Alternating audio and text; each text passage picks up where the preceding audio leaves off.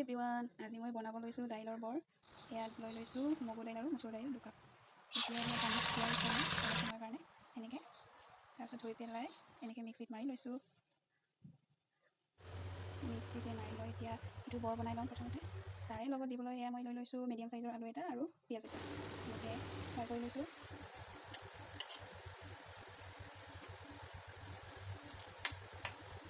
এয়া হৈ গ'ল আমাৰ ফ্ৰাই কৰি। এতিয়া ভাজি ল'ম পিঁয়াজটো এনেকৈ অলপ ৰঙাকৈ ভাজি লৈছোঁ, তেতিয়া কালাৰটো ভাল দিছোঁ।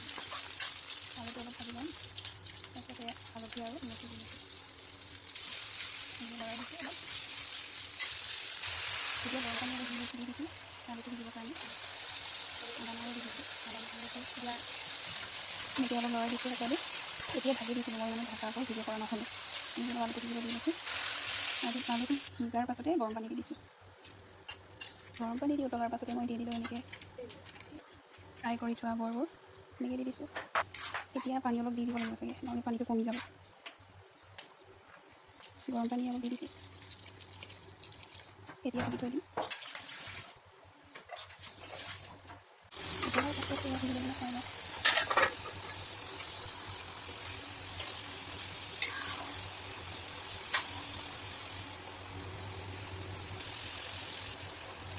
আকৌ ঢাকি দিছোঁ। এতিয়া দি দিছোঁ জলকীয়া, কেঁচা জলকীয়া দি দিছোঁ। লৰাই দিছোঁ এনেকৈ। আলুবোৰ ভাঙিলে মানে চব্জিটো গ্ৰেভি হয়, ভাল লাগে খাই। এতিয়া আলুখিনি ঢালি দিছোঁ।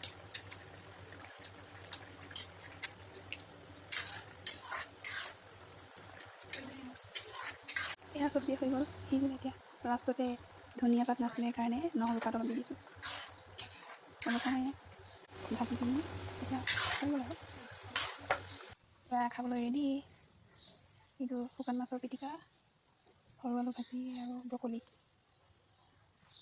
আজিলৈ বাই বাই, নতুন এটা ভিডিঅ'ত আকৌ লগ পাম।